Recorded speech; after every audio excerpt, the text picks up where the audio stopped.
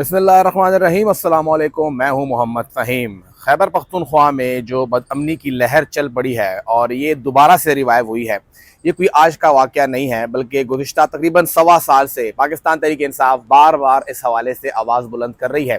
और उसको शुरू में सब ने मजाक में उड़ाया और उसके बाद कहा गया कि तमाम दहशतगर्द तो आप लेकर आए हैं, आपने उसकी आबादकारी की है, तो आप ही अब उस मेडिसिन को खुद ही टेस्ट कीजिए, ये आप ही की दवा है और आप ही इसका अब जो है वो निशाना बन रहे हैं।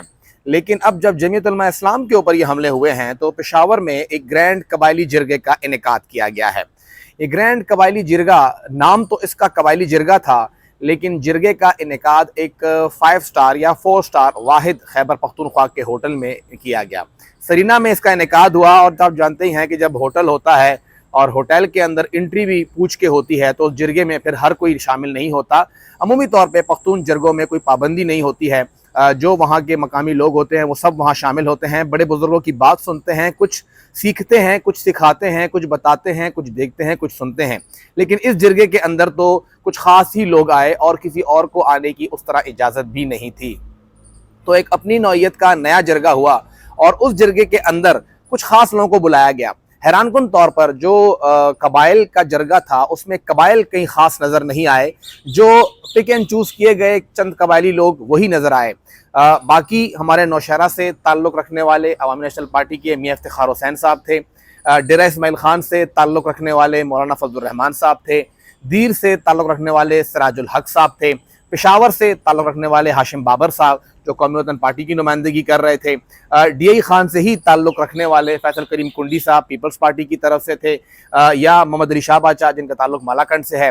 तो बंदोबस्ती अजला से ताल्लुक़ रखने वाले बहुत बड़े लेवल के लोगों की तादाद थी वहाँ पे और ये तमाम लोग कबाइल का काम लिए हुए थे। कबाइल क्या सोचते हैं, कबाइल क्या कहना चाहते हैं, शायद वो हमें इसमें नज़र नहीं आया। इंजीनियर शौकतुल्लाह साहब वहाँ पर मौजूद थे जिनका ताल्लुक बाजौर से ही है, साबिक गवर्नर रह चुके हैं, MNA रह चुके हैं, उनके वालिद MNA रह चुके हैं, लेकिन बाकी हमें नज़र नहीं आया। ना जाने क्यों मुस्लिम लीग नून हमें स्टेज पर नज़र नहीं आई, शायद कहीं कोने खुदर में बैठे हुए हों। लेकिन अलहाज शाजी गुल साहब जो कि उनकी पूरी की पूरा ख़ानदान या पूरी की पूरी पार्टी नून लीग में जम हो चुकी है, खैबर से उनका ताल्लुक है, वो भी कबायली ही है, वो हमें नज़र नहीं आए। ना हमें अली वज़ीर साहब नज़र आए, ना हमें मोहसिन दावड़ साहब नज़र आए, ना हमें अनवरज़ेब खान नज़र आए, ना हमें पीर नूरुल हक कादरी साहब नज़र आए। मुस्लिम लीग नून भी गायब रही या मदू ना की गई। हमें PTM भी गायब नज़र आई, NDM भी गायब नज़र आई और हमें PTI भी गायब नज़र आई। तो लिहाजा ये एक JUI का अच्छा खासा पावर शो था कि उन्होंने सबको बुलाया और कहा कि जी हम लोग यहाँ पर हैं और आप हमें फॉलो करें। ये तमाम लोग सियासी तौर पर तो JUI को एक सपोर्ट मिल गई कि उन्होंने यहाँ पे एक इनेकाद किया है, एक अच्छा खासा जरगा हुआ है। साथ ही उस जर्रे के अंदर जो मुतालबात सामने आए वो काफ़ी हैरानकुन थे। मौलाना फजलुर रहमान साहब तकरीबन गुज़िश्ता सवा साल से हुकूमत के अंदर हैं, उनका बेटा हुकूमत में है, उनकी फैमिली हुकूमत में है, उनका संदी गवर्नर है कोई 8-9 महीने से, और वो ये कह रहे हैं कि रियासत जब मुज़ाकरात करती है तो हमें एतमाद मिले। जब नेशनल सिक्योरिटी कमेटी की मीटिंग हुई थी, जो कुछ वहाँ पे हुआ था, वहाँ पे मौलाना साहब मेंबर नहीं है, इनको मदऊ किया गया था, ये शामिल हुए थे, बहुत से और लोग भी शामिल हुए थे, और कैसे एतमाद में लिया जाता है हमें इसका अंदाज़ा नहीं है। लेकिन वो कह रहे हैं कि रियासत कुछ भी करती है तो हमें एतमाद मिले, और एतमाद में कैसे लेते हैं कि वहाँ पे बैठ के जो हमारे वज़ीर आज़म साहब हैं वो कहते हैं कि जी पुल भी बन रहा है तो वो आर्मी चीफ बना रहा है, तो और हम उसके साथ हैं, तो आप और किस तरह एतमाद चाहते हैं। हैरानकुन तौर पर वफाकी हुकूमत में बैठे हुए मौलाना फजलुर रहमान साहब, खैबर पख्तूनख्वा की हुकूमत के रूह रवां मौलाना फजलुर रहमान साहब कहते हैं कि कुछ भी हो तो हमें कहा जाए। मुतालबा करते हैं, किससे मुतालबा कर रहे हैं? फेडरल गवर्नमेंट आपकी, सूबाई गवर्नमेंट आपकी, तो मुतालबा आप किससे कर रहे हैं? फौज आपके साथ है, एस्टेब्लिशमेंट आपके साथ है, तमाम इदारे आपके साथ हैं, सब इकट्ठे काम कर रहे हैं। और पिछले 1 साल से तो आप लोग इकट्ठे काम करने के हवाले से तारीफ़ों के पुल बांध रहे थे। जब आपके सामने मुख्तलिफ जमातों की जानिब से, इसमें जमात की बात नहीं है बल्कि इलाके की बात है, जब मुराद सईद बार बार ये कह रहा था कि यहाँ पे हालात ख़राब हो रहे हैं, यहाँ पे हमें टारगेट किया जा रहा है, उस वक्त मजाक उड़ाया गया कि आपको अब लग पता जाएगा कि हो क्या रहा है। अब जब हो रहा है तो उस हवाले से सब लोग सब खामोश हैं, ना कोई वहाँ पर बात करने वाला है और ना कोई खुलकर बात कर सकता है। मौलाना फजलुर रहमान साहब किससे ये मुतालबा कर रहे थे, खुल के उन्होंने भी ये बात नहीं की। तो ना जाने क्यों वो दबे दबे अल्फाज में ही बात कर रहे हैं और मुतालबा किससे कर रहे हैं। अगर आपको मैंडेट चाहिए, आपके पास मैंडेट मौजूद है, आपके पास यहाँ पे तकरीबन कोई 65 से लेके 67% वोटों की ताकत से आप लोग यहाँ पे बैठे हुए हैं। एक पार्टी जिसके पास कोई 33-34% वोट थे उसको आपने बाहर कर दिया, तो आप लोग तो सारे इकट्ठे हैं, तो आपको और कितना मैंडेट चाहिए? क्या दोबारा इंतखाबात नहीं मैंडेट लेके फिर आप यही कहेंगे कि हमारे पास तो मैंडेट नहीं है? आप मुतालबा कर किससे रहे हैं? पहली चीज तो ये है। दूसरी बात यह है कि क्या इन तमाम चीजों के बाद हम अपने ही इदारों को दोबारा टारगेट करना शुरू कर देंगे? आप अभी तक ये कह रहे थे कि जी पीटीआई जो है वो इदारों को नुकसान पहुंचा रही है, उनको टारगेट कर रही है।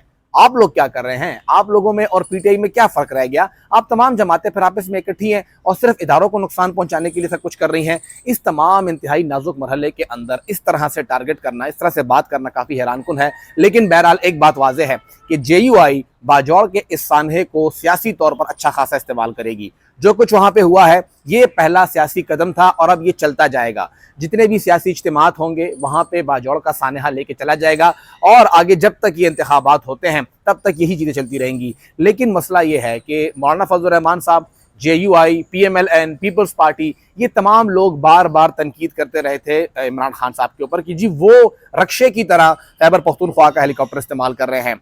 अब तो जेयूआई के जो सरबरा हैं उन्होंने भी उस रक्षे का टिकट कटा लिया है और गवर्नर साहब के साथ बाजौड़ चले गए थे, वहाँ भी चक्कर लग गया। इस हवाले से अब तक मैंने ना तो मरियम नवाज साहब का कोई ट्वीट देखा, ना ही मैंने मरियम औरंगजेब साहबा कोई ट्वीट देखा। ये तमाम लोग खामोश थे, ना जाने क्यों। क्या करप्शन सिर्फ वही है जो और करें या हमारी करप्शन भी शामिल नहीं होती इसके अंदर? खैर, पाकिस्तान तहरीक-ए-इंसाफ ने एक बेहतरीन रास्ता निकाला है, कानून साजी करके मौलाना साहब के ट्रिप्स को जो है उन्होंने लीगलाइज किया हुआ है। वो लीगल है, उसमें कोई बुराई नहीं है, लेकिन जो चीज़ किसी और के लिए गलत है वो आपके लिए कैसे ठीक होगी? बाजौड़ के सानहे के लिए जा ही रहे थे तो आप बाय रोड चले जाते, किसी का कोई एतराज़ ना होता। लेकिन बाजौड़ के सानहे के लिए गए भी हेलीकॉप्टर में, वापसी भी हेलीकॉप्टर में, फिर जिरगा भी आपने जो है वो होटल में करा दिया, अपने जो सेक्रेटेरिएट है वहाँ पे नहीं कराया। और दूसरी बात, ये कबाइल की बातें हो रही है, पेशावर में बैठ के हो रही हैं। ये तो वही बात है जो अब तक हम लोग कह रहे थे कि खैबर पख्तूनख्वा के मसाइल के लिए आप लोग जाके इस्लामाबाद में वर्कशॉप्स करा रहे हैं, वहाँ पे सेमिनार्स करा रहे हैं। खैबर पख्तूनख्वा का मसला है, खैबर पख्तूनख्वा के अंदर हल होना चाहिए, वहां पे बैठ के बात होनी चाहिए। कबाइल का मसला है, कबाइल में जाके बैठिए, वहां पे बात कीजिए। बाजौड़ में सानिया हुआ, आप इस पूरी क़यादत को बाजौड़ लेके जाते, वहां पे बैठाते, वहां पे उनसे बात करते, वजीरिस्तान लेके जाते, आप इनको खैबर लेके जाते, करीबी है खैबर, खैबर और मंद, वहां चले जाते। तो जहां जहां पे ये वाक़या है वहां जाना चाहिए था, वहां के लोगों से बात करनी चाहिए थी, वहां के लोगों को सुनना चाहिए था और वहां की क़यादत को भी उतनी ही अहमियत देनी चाहिए थी जितनी हम लोग अपनी क़यादत को, बंदोबस्ती अजला के लोगों की क़यादत को जो है अहमियत देते हैं।